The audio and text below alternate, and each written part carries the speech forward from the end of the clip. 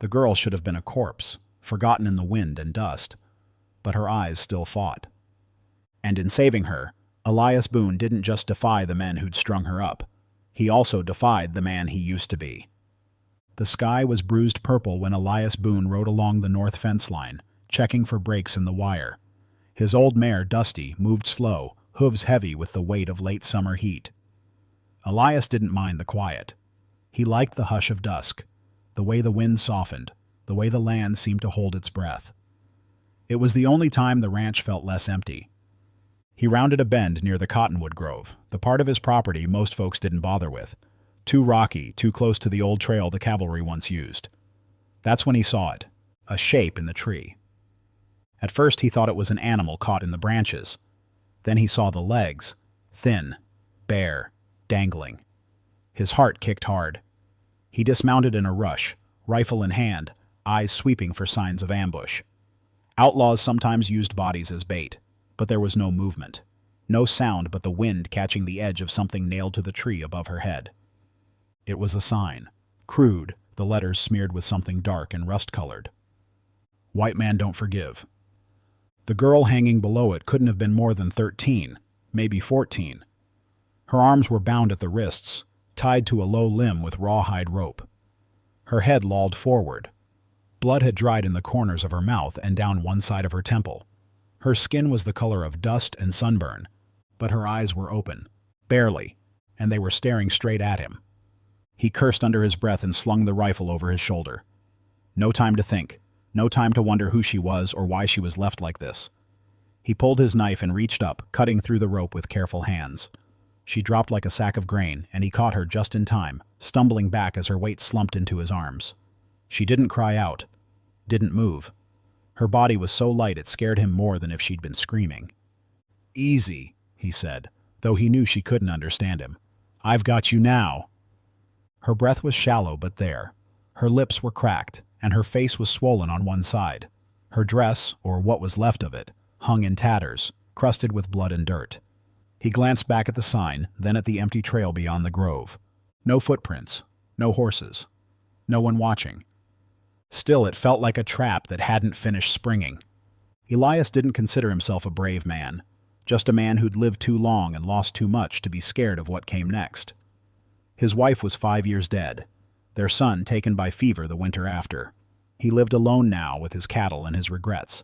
And yet, as he lifted the girl gently into the saddle and climbed up behind her, he felt something stir in him, a tightness in the chest, a kind of anger and fear all tangled together. She didn't speak the whole ride back, didn't shift or tremble or even blink much, like she'd already slipped halfway out of this world and was waiting to see if anyone noticed. When they reached the cabin, Elias carried her inside, setting her down on the cot in the corner. The fire was low and the room smelled of old leather and pine tar. He fetched water, tore strips from a clean shirt, and began cleaning the dried blood from her face. She flinched only once when the cloth passed near her eye, but still didn't make a sound. He sat beside her after, elbows on knees, staring at the girl like she was a question God himself hadn't figured out how to answer.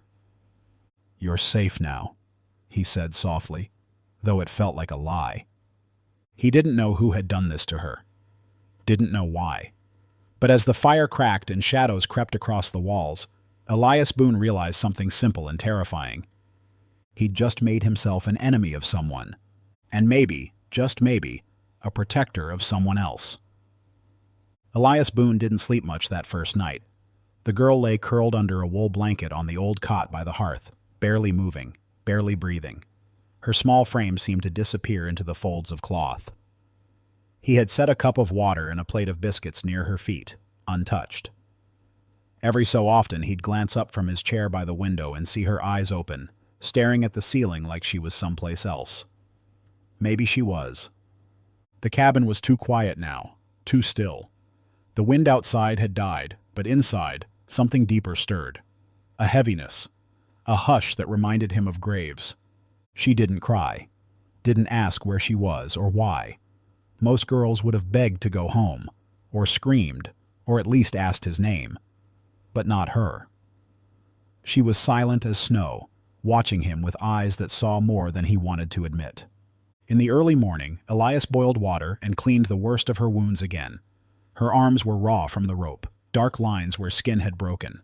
He dabbed at them with care, his hands rough but gentle. She didn't wince, didn't flinch. That scared him more than pain would have. Pain meant a person was still holding on. "You don't have to talk," he said softly, though his voice caught. Just stay. Rest if you can." She didn't look at him. By noon, the sun lit the room in soft gold, but the warmth didn't reach her. She lay still, eyes half-lidded, mouth dry. He tried again, bread and beans this time, a little salt, something warm. He placed it on the stool beside her, not too close, then backed away and watched from the table. She didn't move. "I won't hurt you," he said, more to himself than her. "Lord knows I've done my share of hurting, but not anymore. Not now." She stared through him like he wasn't there at all. The silence began to wear on him, not just the lack of words, but the way her stillness filled every corner of the cabin. Elias had grown used to being alone. He'd thought he liked it. But this was different. This wasn't solitude. It was sorrow with a face. He busied himself with chores, chopping kindling, feeding the fire, patching a hole in the roof he'd ignored for weeks. Every time he passed her, he'd nod or mutter something. Useless things, like the weather or the price of flour in town. Anything to break the silence. Anything to remind her, or maybe himself, that this place wasn't a tomb. That evening, he sat on the porch steps with a tin cup of coffee and stared out across the hills. The sky burned orange at the edges, fading to blue like an old bruise. He used to watch sunsets with his son, Caleb, before the fever took him. Caleb had been 7, small for his age, but full of questions. About stars, about cows, about why trees whispered at night. Elias had tried to answer them all, but the one he couldn't answer, the one that still followed him into sleep, was why a child had to die while his father kept breathing. Behind him, the cabin creaked as the wind picked up. A floorboard shifted. He turned, hoping maybe, just maybe, she'd risen, taken a bite, drank a little water. But no. Still the ghost on the cot. Still too quiet. Later, when the fire burned low and shadows danced along the walls, Elias knelt beside her one last time. He pulled the blanket up around her shoulders, careful not to touch her skin. "I don't know your name," he whispered. "Don't know what they did to you, but you're not alone now. Not anymore." She didn't answer, but she didn't run either. And somehow, that was enough to make him believe, for one small second, that maybe tomorrow would be different. The third morning, Elias noticed something he hadn't seen before. He'd brought in warm water to clean the girl's wounds again. The swelling in her face had gone down a little, though the bruises still bloomed purple and yellow across her jaw. Her lips were no longer cracked, and though she hadn't touched the bread, the cup of water he left the night before was half empty. It was something, a start. She still hadn't said a word, but her eyes tracked him now when he moved around the cabin. Watching, always watching, like a rabbit half ready to bolt. He knelt beside her, holding the damp cloth in one hand and a bowl in the other. "Gonna clean your arms," he said gently. "Won't take long." She didn't move or speak, just let him take her hand and roll up the sleeve of her dress. That's when he saw them. Faint at first, hidden beneath dirt and old bruises, but as he wiped gently, the marks appeared clearer. Thin lines crisscrossed her forearm, up past the elbow, some faded to pale pink, others deeper, like rope burns or lashes. A few were round, puckered spots, like old burns. He swallowed hard and looked at her face, but she was staring at the far wall again, like her spirit had floated out the window. I'm sorry," he murmured, but he wasn't even sure what for. For looking? For finding her? For being one more man in a world that had done this? He moved to clean her other arm, and she let him. But when he reached behind her to adjust the blanket and caught a glimpse of her back, she jerked like she'd been shot. He dropped the cloth immediately and stepped back, hands raised. Her whole body had gone stiff, eyes wide and wild.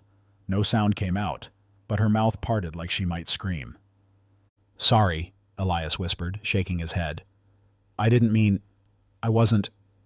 But she had already turned away, curling into herself, trembling. He stood frozen, heart pounding. ashamed. Not because he'd done anything cruel, but because he'd forgotten, just for a second, what it meant to be touched after pain. He backed toward the table and sank into his chair, staring at the wood floor. It wasn't just that she'd been hurt. It was that someone had looked at this child, this girl not yet grown, and chosen to leave those marks behind. Over and over again. She wasn't just hurt, she was discarded. Thrown away by one world because of her blood, and feared by another because of her face. Elias sat there for a long time, the fire popping now and then, the only sound between them. She didn't look at him again, didn't move. When the sun set and the cabin dimmed, he stepped out onto the porch with his coffee and stared up at the stars. They were bright tonight, cold and far. He thought of his son again, of the soft way Caleb used to trace constellations with his little fingers. Thought of his wife humming in the kitchen, sleeves rolled up, singing to herself even when times were hard. He took a slow breath, voice hoarse when he finally spoke to the night. "I don't know how to fix what men break." And the wind didn't answer, but he stayed there anyway, just in case it tried. The fourth day came with soft light and a breeze that smelled of sage and dust. Elias moved quietly through the cabin, trying not to disturb the girl, though he knew by now she didn't really sleep.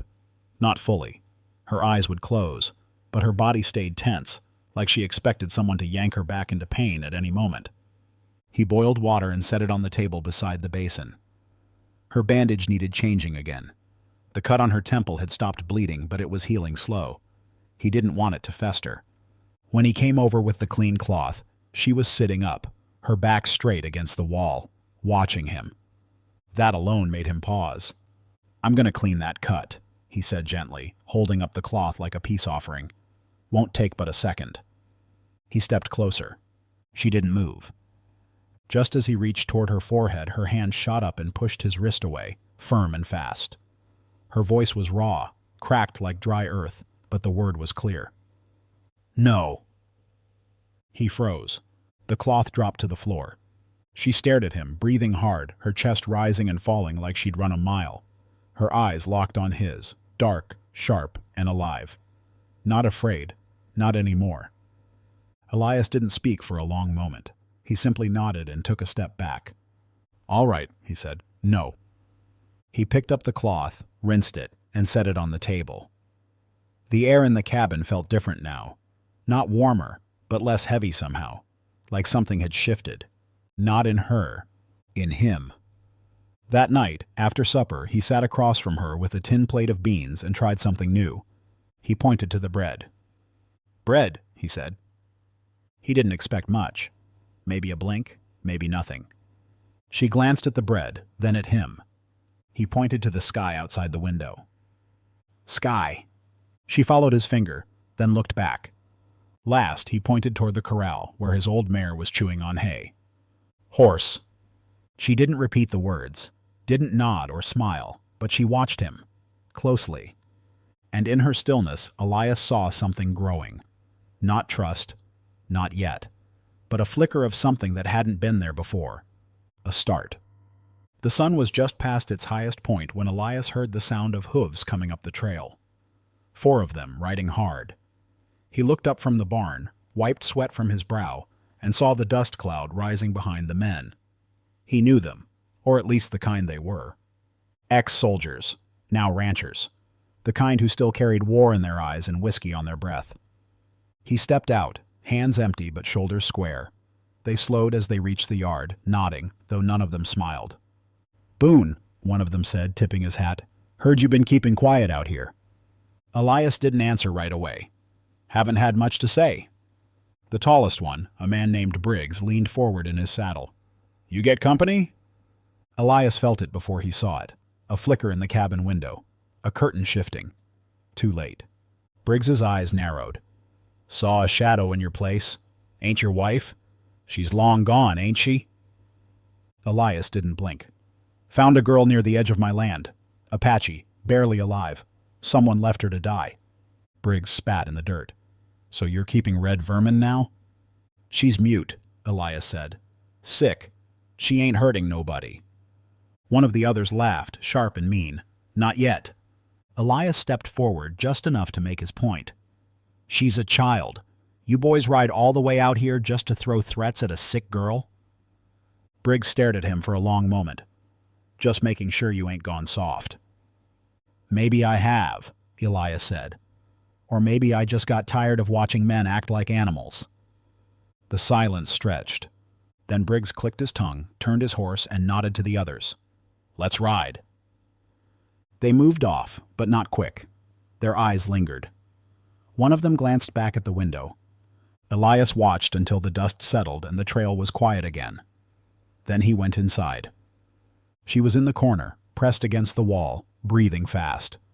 Her hands clutched the blanket like a shield. They're gone, he said softly. Ain't nothing gonna happen to you while I'm breathing. That night, Elias sat by the fire with his shotgun across his lap. Not because he expected trouble, but because he knew it was coming. The sun was sinking low behind the hills, painting the sky in streaks of red and gold. Elias had just finished feeding the mare and splitting what was left of the firewood when he noticed the cabin door hanging open. Panic gripped his chest for a second. He dropped the axe and stepped out into the yard, eyes scanning the horizon. Then he saw her. She was sitting on the ground a few feet from the fire pit, knees drawn to her chest, arms wrapped tight around them. Her face was turned toward the flames, still and unreadable. The fire crackled softly, its orange light dancing across her cheeks. Elias let out a slow breath and walked over, quiet as he could. He didn't want to scare her. She didn't look back, but he could tell she knew he was there. He sat down across from her, leaving a good bit of space between them. The silence hung in the air like smoke, not heavy this time, but waiting. I used to sit out here with my boy, he said, his voice low. He liked the way the fire made shadows on the trees, said they looked like spirits. Still, she didn't speak, but her eyes shifted, just barely, toward him. He reached into his coat pocket and pulled out something wrapped in a bit of cloth. Unrolling it slowly, he held it out in both hands, a small silver harmonica, worn smooth at the edges, but still whole. This was his, Elias said. He never learned to play it right, but he kept trying, said it made him feel braver when the nights got too quiet. He offered it to her, not too close, just far enough she could reach if she wanted. She didn't take it. But after a long moment, she shifted, just slightly, so she was facing him. Then she sat down on her knees and tucked her hands into her lap. It was the first time she'd chosen to be near him. Elias didn't push. He just set the harmonica between them on the ground and let the fire speak for a while. The flames snapped and popped, casting soft light over the dirt and the quiet space they shared. After a while, she bent down, picked up a small stick, and began tracing lines in the dust. Circles, then crosses, then something else. He watched as her finger moved across the dirt, slow and careful. She paused, then pulled up the sleeve of her dress and touched one of the scars on her arm. Her finger followed its curve like she was trying to remember something, or maybe forget. Elias looked down, his heart heavy. Then, so softly he almost missed it, she whispered, "Name is Wren." He looked up. She was still staring at the fire, eyes bright, voice no louder than the wind. "Wren," he repeated, letting the name settle between them. She gave a tiny nod, then pulled the blanket tighter around her shoulders. The silence after that wasn't cold or broken. It felt like the beginning of something. The next few days passed slow, like the wind had stopped pushing time forward. Wren still didn't say much, but she started doing little things, gathering twigs for the fire, brushing down the mare with quiet hands, even washing her face in the creek before supper. Elias didn't ask questions. He just watched, waited, and gave her space. Then one evening, as the sky turned a soft pink, she sat down beside him on the porch without a word. No blanket wrapped around her this time. No fear in her eyes. Just tiredness, old and deep. Elias handed her a tin cup of warm tea, and she took it, cradling it in both hands like it was something sacred. "I was 6 when they came," she said suddenly, her voice low and rough, like it hadn't been used in years. Soldiers, or maybe men who used to be. Didn't matter. Elias didn't speak, just turned a little toward her, slow and careful. "They killed everyone," Wren continued, eyes fixed on the horizon. "My mother, my brother. They burned the lodges, took me because I was small enough to sell." Her fingers clenched the cup. Elias noticed the shake in her hands, but she didn't spill a drop. "They pass me around like a bottle," she said. "From one camp to the next. Sometimes they'd trade me for food, sometimes for nothing." Elias's jaw tightened, but he still said nothing. He knew silence could be a kind of kindness. "The last one was the worst," she whispered. "He didn't want me anymore. Said I was too old, too quiet. He said I'd seen too much and would bring bad luck." She turned toward Elias then, just slightly, her face in shadow, her voice almost gone. "So he hung me in a tree like a warning, put up that sign for others to see, walked away like I wasn't even human." Elias looked down at his boots. The dirt was dry, cracked, just like his hands, just like his heart. "I wish he'd left me," Wren said. "Wish I'd died there." He looked up fast. "Don't say that." Her eyes met his, steady and sharp. "It's the truth." His voice was rough when he answered. "So do I." She blinked, surprised. He nodded slowly. "So do I, until I saw your eyes." Wren didn't reply. She just looked at him for a long time, and something in her gaze softened. That night, when Elias stoked the fire and added more wood, she didn't flinch at the sparks. She stayed wrapped in her blanket, breathing slow and deep, eyes closed. And for the first time since he found her, she looked like she might be dreaming of something other than pain. The night was too quiet. Elias felt it before he heard a single sound, like the land itself was holding its breath. He stood by the fire, stirring the stew, when Dusty, his old mare, let out a sharp, nervous snort from the corral. Then came the sound of hooves. Torches lit up the hill behind the cabin, orange flames dancing in the dark like angry ghosts. 4 riders, maybe 5. Shadows from the past, riding hard with hate in their eyes. Elias stepped outside, rifle in hand. He knew their faces. Briggs leading the pack. The same sneer, the same smell of smoke and whiskey on their breath. "You've had your warning, Boone," Briggs called out, torch raised high. "You sheltering red blood, that's a hanging offense." "She's a girl," Elias shouted back. "She ain't harmed a soul." "She don't have to. You've already broken the law by keeping her. Frontier justice don't care about kindness." Before Elias could answer, they were already off their horses, moving fast. One of them rushed the door and kicked it open. "Get her!" someone yelled. Wren screamed once, high, sharp, full of terror. Elias turned too late. One of the men shoved past him, and another drove the butt of a rifle into his gut. He dropped to his knees. Another blow came to his jaw, and the world tilted sideways. Blood filled his mouth. But he fought back anyway, swinging fists, grabbing a collar, throwing one man into the porch post before they knocked him down again. Through the haze, he saw them dragging Wren into the yard, rope already in hand. "Thought we'd finish what someone else started," one muttered. Elias tried to rise, but boots pinned him down. His arms shook with the effort. They tied Wren's hands. She kicked, screamed. One held her by the hair, laughing. And then, something changed. She stopped struggling. Her body went still, breath steady. Her eyes searched the ground. Then the hem of her dress. A flicker of movement. She had it. The blade Elias had given her. Small, hidden in a fold of cloth.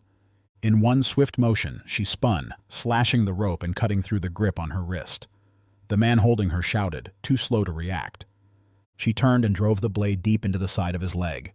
He screamed and fell. Elias, still on the ground, saw her eyes flash through the smoke. Sharp. Alive. "Run!" he croaked. But she didn't leave him. She ran to him instead, pulled at his shirt, helped him up with strength he didn't know she had. Together they stumbled from the porch as another torch hit the roof. The cabin flared to life. The fire roared, catching dry wood fast. Smoke curled into the night sky like a signal to the devil himself. They ran. Into the trees, through brush and briars, Elias leaning heavy on Wren's shoulder, heart pounding with each step. Behind them the cabin burned, everything he owned, every memory, gone in flames. But beside him, Wren ran too, her hand still clutching his. Not scared, not broken. And for the first time, Elias understood what it meant to be saved. The wind in the canyon was softer than Elias remembered. It brushed against his face like a whisper instead of a warning. The land here was wide and wild, red rock cliffs rising like silent sentinels, a sky so big it made the past seem small. They had ridden for 3 days, sleeping beneath the stars, drinking from cool streams, following the path Wren seemed to know by heart. She didn't talk much, but she didn't need to. Every glance, every step, every pause to let Elias catch his breath said what words could not. He was slower now. Bruised ribs, aching legs, years of quiet ranch life catching up with him. But he kept going. Because she did. On the 4th morning, they reached a narrow valley where the rocks opened up to a hidden stream, its water clear and cold, winding like silver through the grass. "This the place?" Elias asked, sliding off the mare with a grunt. Wren nodded. Her eyes searched the land like she was looking for ghosts. Then she walked toward the stream, pulled something from her satchel, and knelt beside the water. Elias followed, slow and stiff. When he got close enough, he saw it. An old wooden sign, dirt-stained and cracked down the middle. "White man don't forgive." She held it in her hands like it was something heavy, not from weight, but from memory. Then she set it down on the earth and began gathering stones. One by one, she stacked them into a small mound beside the water. Smooth river rocks, flat and solid. When she was done, she slid the sign beneath the stones until only a corner of the wood peeked out. Elias crouched beside her. "Why keep it?" he asked. Wren didn't answer right away. She picked a few wildflowers growing by the stream, purple, yellow, the kind that grew where nothing else would, and tucked them around the cairn. "Because it's true," she said, "but not forever." They sat in silence for a while, watching the water pass. Elias's breath came slow, steady. He felt the pain in his bones, but also something he hadn't felt in years, a lightness in the chest. He turned to her. "What do we do now?" Wren looked at him, not past him, not through him, but at him, the way people do when they've made peace with what's behind them and still believe in what's ahead. She smiled.